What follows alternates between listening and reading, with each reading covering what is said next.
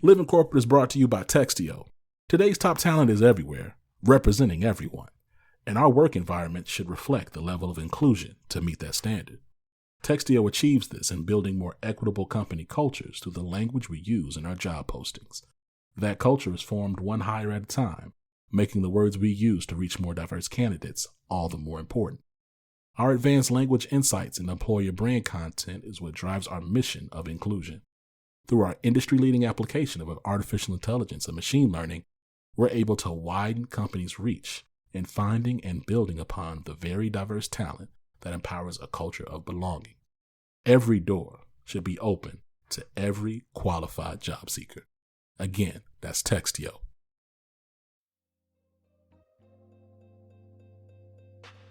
You learn. So, hey, hello and welcome. Welcome to When White People Have Had Enough. This is episode 8, part 1, because I don't even know how many parts this might be. I'm going to just tell you this is part 1. I am your host, Vonda Page. Hey, I am so glad you are here. I hope you are binging.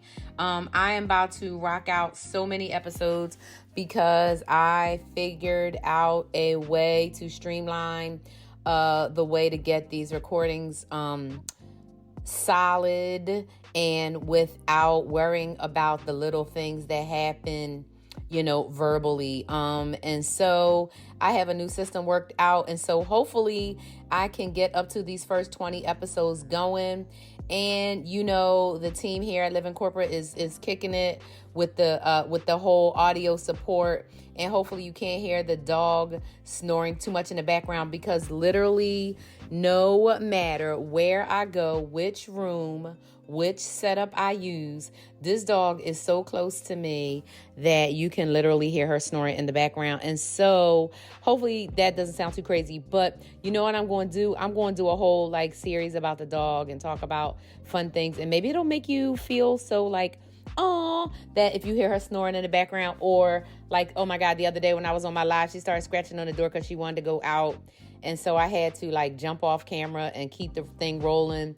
It was a whole thing, but, as it goes, right, in doing live things, as it goes when it comes to working from home, and as it goes in the Rona era, right, of pandemics and endemics and things that we got going on, it is what it is. But I'm super happy to be here. So my name is Vonda Page, first and foremost. Secondly, I am the Radical Results Mentor for leaders looking to level up to legend. And what that means is that I advise and guide decision makers and leaders across every spectrum, whether you're talking about, teams, groups, organizations, institutions, schools, or whatever, but really guiding them and advising around how to grow and thrive, understanding that change, right, is happening all the time. It's nothing we can do about it, even though we might say, we want to stop change, or we want to really do things like put laws in place and things to keep change from happening. What I like people to understand is that they're not powerless, number one, but also, right, that when you want to embark something challenging in your life, when you want to do something significant, when you want to do something that is about meaningful and measurable momentum that matters and things that make a difference, you have to have help and you have to have support. And I built a framework years ago called LLC, Leaders Learn Change. And it's my blueprint that I work off of, and I believe it. And even when I'm talking and thinking through life and going through challenges as an entrepreneur, as a Black woman just navigating, it still is about leaders learning change. And so today, right, Alanis Morissette comes to mind so much for me. She was a big influence on me musically, listening at that time, right? This was right after I had graduated school, before I started graduate school, and I was working out here in corporate America, and I was just like, you know what, taking the lumps and taking the punches And, kind of similarly with the whole Cheryl Sandberg, full of shit Sandberg thing, thinking like, okay, well, if I just do what the white women are saying, it's going to get me the same result. And it never does, because there's two Americas, right?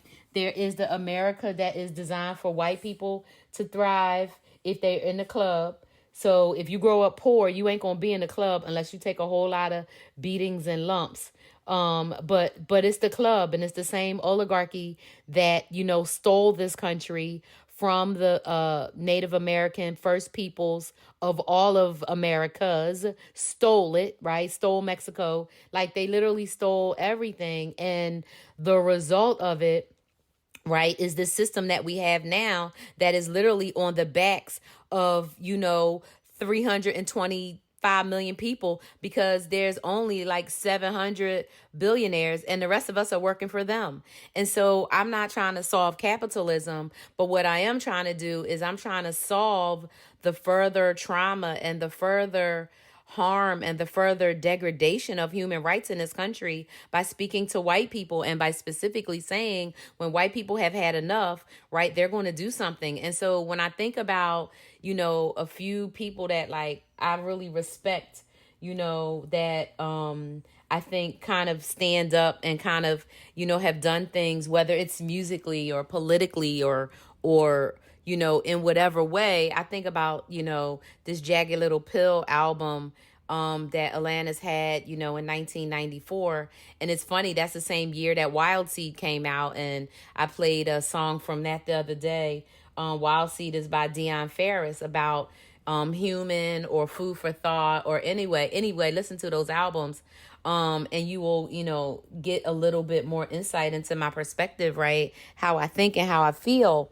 But the thing, right, the thing to think about, as Barley shakes awake from a mini nap, the thing to think about, right, is what it looks like and feels like to learn lessons, and especially to learn things that are significant, and to especially learn things that are going to help propel you forward in terms of anything that you're trying to do to improve and grow. And so for me, learning is a fundamental, absolutely like fundamental piece of any process when it comes to growth and development, because without learning, literally, what do you have, right? Other than where we are now. And so part of, right, my challenge to people not only is just about, learning in general, right? But it's really around learning who you are. And that first step before you can, I think, really learn anything significant, learn anything that is really going to, take you to another level, right, is really going to take it's really going to take a lot of deep introspection. And so when I think about, Alanis, right, talking about you cry, you learn, right? I mean, basically she's saying it sucks, but you learn. And so my thing is, for white people who feel sometimes like so, like women especially, like so pained, right, over any growth experience, because you've always been told to be nice. You've always been told to follow directions. You've always been told to be the good girl. You've always been told you can't push back. Listen, you can learn how to do all of that. So for me, I think I've always thought in the back of my mind that white women kind of saw Alanis Morissette as like a role model or a person to emulate. Because I think she's very, especially that album, to me that album is super, like, I call it girl power, but it's woman power, And I know that there's a whole thing between the way white women call themselves girls, Black women, we call ourselves women, but we do call each other girls when we're talking about each other kind of as girls. So it's a very touchy subject. I know I said before, as an aside, don't call me sis as a Black woman if you're a white woman, because I'm not your sis. And really don't call me girl or girlfriend either. But I understand that white women call each other girls, so I get it. But I'm definitely not girlfriend to like a white person, unless you are my actual girlfriend, and I only have like 6 of those that are white. And so the rest are like not really friends in life. They're just people I know, or maybe they know me. But I say that to say that, all women, I believe, have power. I believe all people capable of giving birth have a different power than people who are not capable. And I don't mean that in a derogatory or superior way. I just mean I think we have a power that because we have the ability to bring life in the world, we can utilize our power in ways that I think will not only benefit ourselves individually, but that will benefit us collectively as a whole. So when I think about power and how to utilize power, and I think about the jagged little pill, right? It hurts at first, but then you learn, you breathe, you learn. You live, you learn. You cry, you learn. Right? You learn no matter what. I mean, Nelson Mandela said, I either win or I learn. But I learn. I still win. And so the thing is, right, we know that in America especially, and in Europe, right, white people, white women are taught not to metabolize strong feelings. White women are taught that they were supposed to be this dainty, precious little thing that was going to get to stay home and never have to work. And white women were sold a whole bunch of malarkey, as people used to say. Oh, as our current president says, my grandmother used to say it. They from the same generation, right? Malarkey, right? Which means BS, nonsense, right? Full of BS, full of baloney, maloney, full of bananas, full of beans, however you want to say it. But the bottom line is the answer is bullshit. And so what it boils down to is utilizing your power in a way that's going to work for you, because you know that you were sold a lie.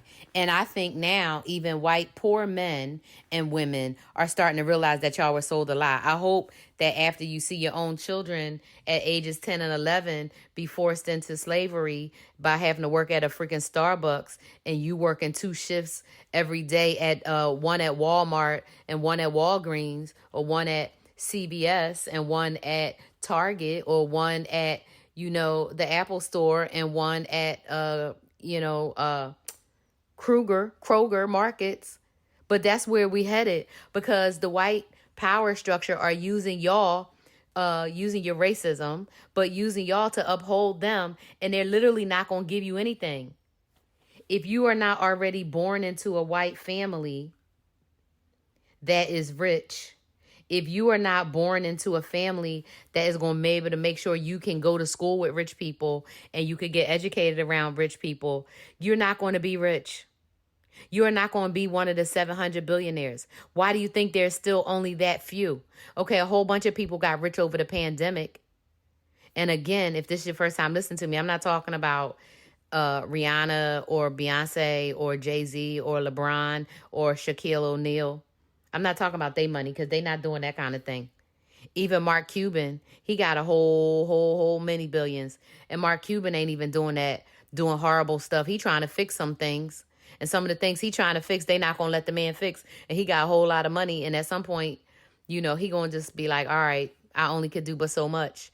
And that's what a lot of people do who have a little bit of money, right? Or a lot of money, but they don't have that level of power. And so the way that white people, the way y'all utilize y'all power, right, is you find out about somebody like a Mark Cuban that's doing some really good stuff, right? Or, black people that are doing some amazing work out here. And then you start finding out how you can support that work. But before all of that, like I've talked about before, and now I feel I'm getting more crisp in how I want to help you understand it, is that first and foremost, right, the learning process has to start with you, and you have to learn who you are. And I believe that you have to learn who you are. You have to do that. First and foremost, you have to do that personally, right? And meaning dig into who you are as a person. And you do that by examining your own beliefs, right? The things that you learned as a child, the things that you believe now, and how do those beliefs actually play out in what you do every day at work, in your family, right? And how you interact with the community and how you interact with your own blackness, internalized anti-blackness or internalized anti-racism, or your internalized scope or how you feel about racism. At a point, white people have to decide for themselves that they do not want to continue down the current path. And part of that is actually examining your relationship, is probably the better way to say it. Examining your relationship with race, right? You have to examine your relationship with race in the construct of how you were raised, your beliefs in your church, the beliefs in your home, the beliefs in your family, the beliefs of the family you know, developed into, the family you married into, the family you divorced, and maybe the second or third family units that you've joined, right?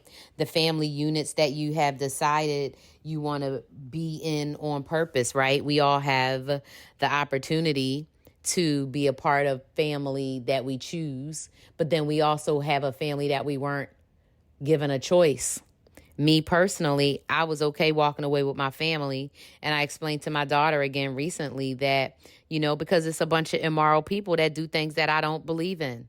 Why do I want to be around liars and abusers and wife beaters and people who cheat on all kind of things, and do all kind of bad things to other human beings? Why do I want to be in a group of people who will stab each other in the back as soon as look at them? And as soon as one person leaves the room, they talking bad about that person. I feel like that energy is probably something that held me back from a lot of success in my life.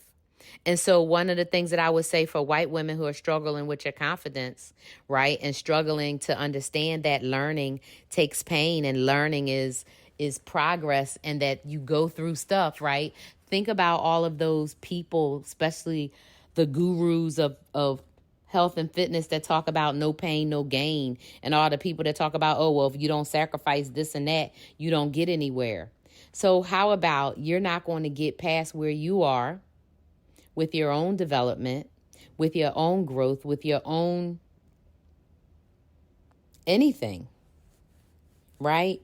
You are yourself. You are not going to move forward. Period. You are not going to be able, right, to make significant strides in your own growth until you are ready to be uncomfortable.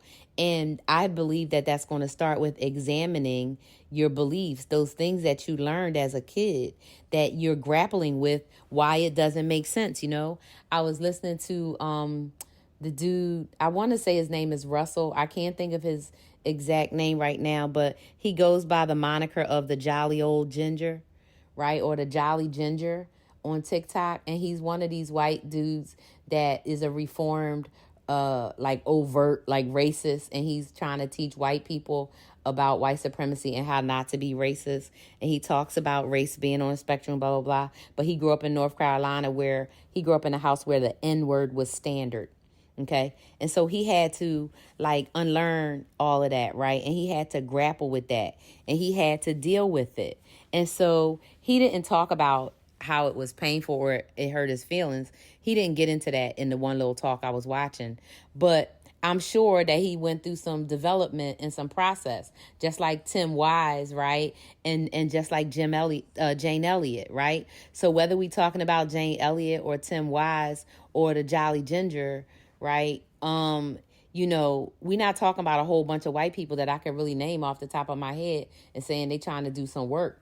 But the thing that they all did is admit, right, that they needed to learn something. All three of them, right? Jane Elliott, Tim Wise and a Jolly Ginger. They all talk about learning something and coming to a realization of something, and then from that realization, making a different choice to do things and live differently.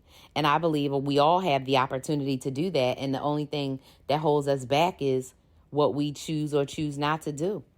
And so I think that at this moment, back to when white people have had enough, is that white people have the opportunity to say, I have had enough of things going in the wrong direction, right?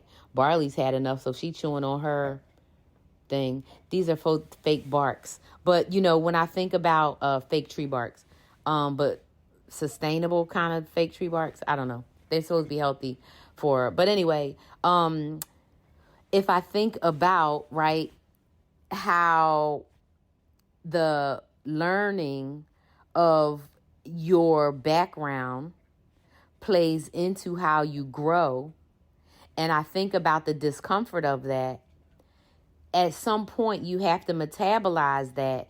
And as I know I've said, and whether I've said it here or I've said it on this podcast and definitely in other public talks about, white people have the privilege of not having to metabolize difficult feelings. And unfortunately, Black people don't get that same luxury. And because of that for one and only reason, if nothing else, should give you the courage and the power and the encouragement, right?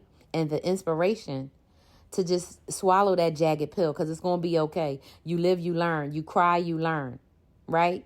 You breathe, you learn. You love, you learn. You learn. And hey, that what don't kill you only make you stronger. So if you go through a terrible emotional thing and you cry for like 7 minutes super hard and you can't breathe, and then you wake up from it all thirsty, or you come from out of the cry, real thirsty, and damn, I need to get me some ice cold water. I usually, if I do get a cry on, I have to get iced tea, and then I have to put like extra cold crushed ice in there. But cold water does the trick. Or if I have some seltzer water, if I really want to like quench a thirst, those are the 3 drinks I drink, right? And so, that first time you drink a cold drink, especially if you're hot, it could feel shocking and cold, and it almost could hurt, and it could feel like a jagged pill, right? And if you have ever had to swallow a pill, then for the first time, and it be jagged, or you struggle swallowing pills, you should be able to get it, right? So I will tell a funny story, and, it's part of my story, so I'm not going to ask my daughter's permission, but she probably would be like, I don't care if I tell the story because it's true. But some people might take it as like, wow, that was extreme. So my daughter and I were on vacation in Boston, Massachusetts, and she had a allergy to something. And I don't remember if this was when we found out she was allergic to eggs, or if this was when she was allergic to something in the air, like hay fever or whatever. But we were on vacation and we were in Boston. Long story short, we had went to urgent care and this and that and blah, blah, blah. The doctor called a prescription in, her pediatrician. I had a whole thing, blah, blah, blah.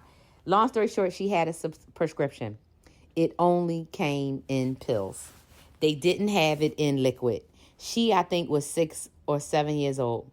Technically almost waterboarded my child to get her to take a pill because she needed this pill. And basically, she was having bad asthma. And it might have been the steroid that they didn't have in liquid. I don't know what the heck it was, but it was a pill. And the doctor told me, you got to get this pill down her throat no matter what. And I said, okay. And guess what? My daughter will tell you, I know she remembers it. My daughter will tell you, my mom almost choked me in the hotel room with the water and the pill and just making her, she probably drank 2 gallons of water just trying. So long story short, now Morgan puts the water in her mouth and then she puts the pills down second. I put the pill in the back of my throat and the water, and I get them down together. But I put the pill in first. I don't care whether you got to put the pill down first or the water down first, but you have got to swallow these pills, and you have to know that there's going to be some pain associated to these pills. Boom. Period. There are going to be some pain that you have to deal with. There is some pain associated with these pills. So, hey, y'all, listen up. When you have had enough, you will take your jagged little pill.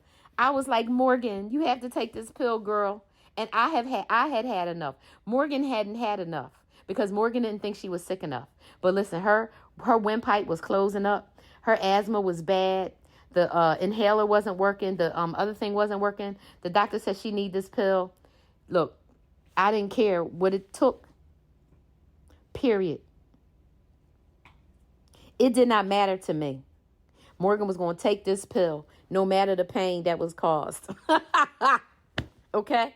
And now, some 15 or 14 years later, my child is alive. I don't even think she's probably had an asthma attack in a year or several years. But, and her lungs are fine. She's a runner. She just ran to the beach. So I just say all that to say, right, that you win, you learn, you lose, you learn, you live, you learn, you love, you learn, right? You lie, you learn, you breathe, you learn. Leaders learn change. It is okay. Listen to some Alanis Morissette. When white people have had enough, listen, you're going to jump in and you're going to take the pain of learning, right? So as you unpack your shit, as you get yourself together, and as you deep dive into who you are, as you learn who you are, when you have had enough, you will swallow the jagged little pill. Swallow it. It's okay. You're going to learn from that pill, and you're going to come away feeling much better. You really will. I'm telling you. And in the meantime, right? Think about it as part of your leadership journey. Think about it in the way that leaders learn together, right? And Alana, she said, you learn, you learn, you learn, you learn.